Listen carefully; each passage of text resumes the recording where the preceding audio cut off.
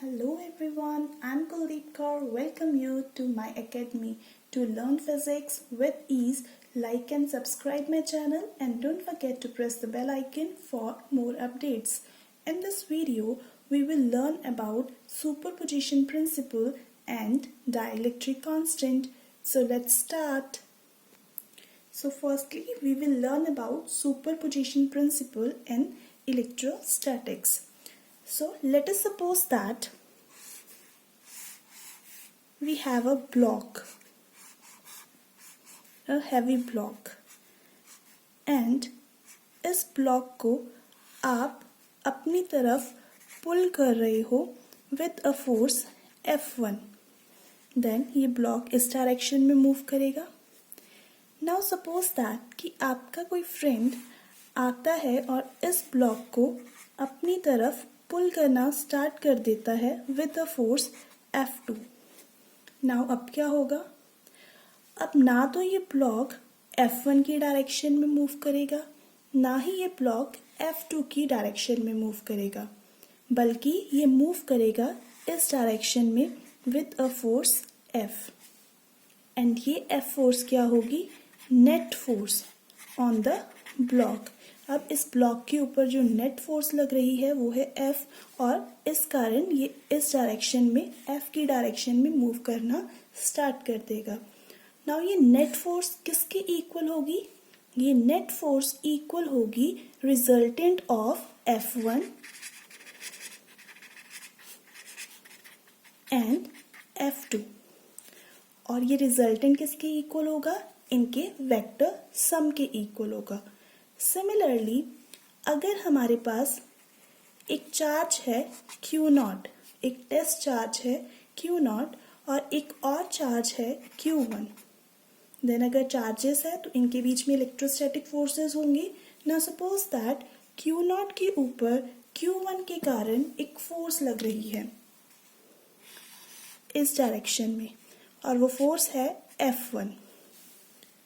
Now suppose that एक और charge है Q2.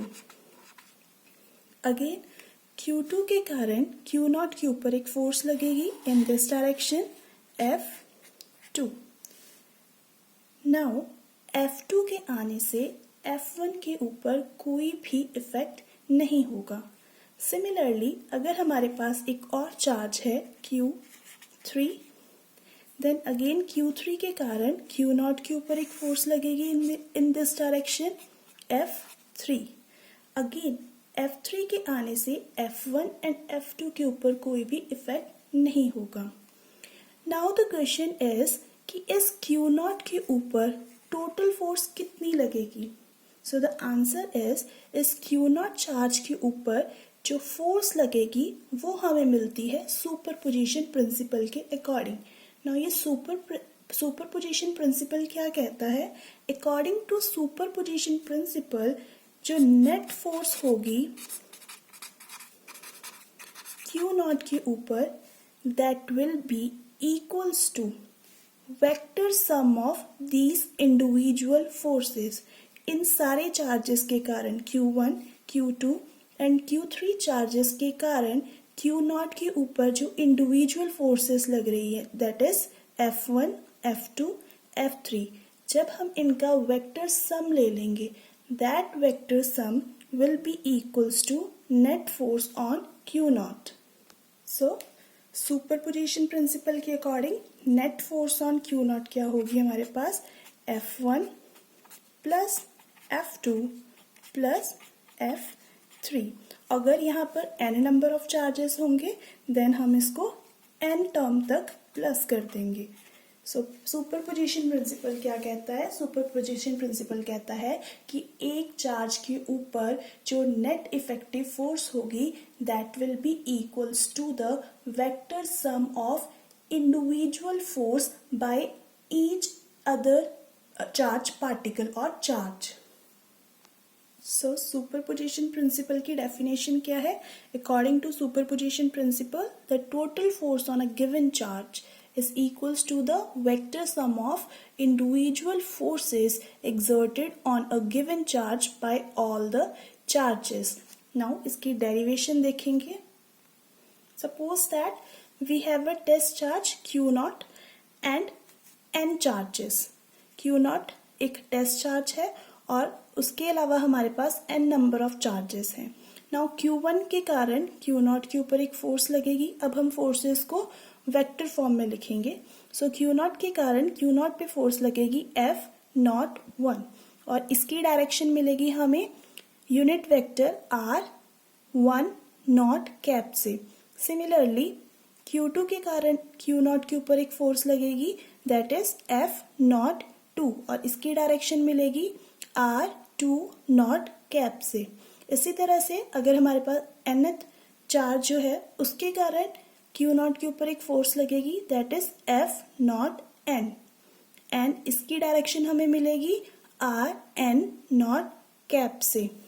Then according to superposition principle Q0 के ऊपर टोटल फोर्स कितनी हो जाएगी that will be equals to vector sum of F01, F02, F03, F04. इसी तरह से हम उसे प्लस करेंगे F0n तक. Now according to vector form of Coulomb's law F01 की वैल्यू क्या आएगी 1/4πε0. दो चार्जेस कौन से होंगे, एक Q0 और एक Q1.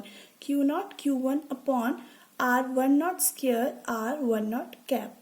ये होगी हमारी first equation. Similarly second charge के कारण कितनी फोर्स लगेगी F02 और it will be equals to 1/4πε0 Q0 Q2 R20 square R20 cap. इसी तरह से nth चार्ज के कारण कौन सी फोर्स लगेगी F0n और it will be equals to 1/4πε0 Q0 Qn divided by Rn0 square Rn0 cap. Then according to superposition principle, net force on Q0 it will be equals to F01 plus F02 plus so on up to F0n. इन सबका vector sum ले लेंगे. अब हम इन सारी terms को plus करेंगे. जब हम इन सारी टर्म्स को प्लस करेंगे इनमें से 1/4πε0 सब में कॉमन है एंड Q0 सब में कॉमन है. सो उसे हम कॉमन निकाल लेंगे. ब्रैकेट में हमारे पास रहेगा,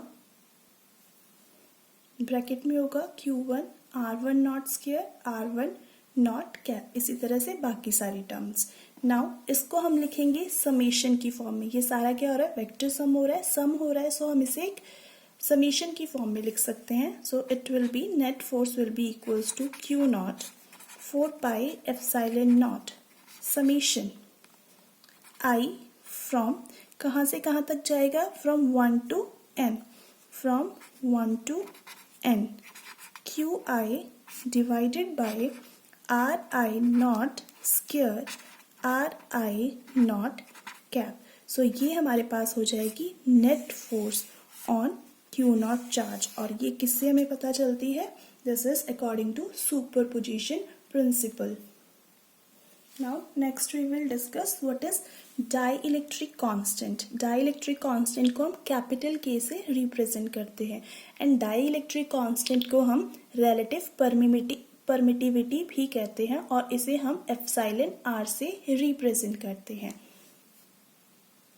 नाउ सपोज हमारे पास दो चार्जेस है Q1 and Q2. Q1 and Q2 और उनके बीच में डिस्टेंस है R. Now suppose Q1 and Q2 को हमने एयर या वैक्यूम में रखा है. मींस इसका जो मीडियम है वो एयर या वैक्यूम है. मींस यहाँ पर एयर या वैक्यूम होगी. नाउ देन हमें पता है अकॉर्डिंग टू कूलम्स लॉ इनके बीच में इलेक्ट्रोस्टैटिक फोर्स होगी एंड दैट इलेक्ट्रोस्टैटिक फोर्स किसकी इक्वल होगी 1/4πε0 Q1 Q2 upon R square. और लेट ये इक्वेशन है फर्स्ट इक्वेशन और हमें पता है एप्सिलॉन क्या है, absolute permittivity of free space. Now suppose that कि अगर हम इन दोनों सेम चार्जेस को किसी और मीडियम में रख देते हैं. अब जो मीडियम है वो एयर या वैक्यूम नहीं है, इन दोनों के अलावा कोई और मीडियम है सच दैट कि उनके बीच जो डिस्टेंस है वो सेम है. देन अगेन उनके ऊपर एक फोर्स लगेगी. That force will be equals to Fm, that is force when the charges are placed in some other medium. It is equals to 1/4πε Q1 Q2 upon R square.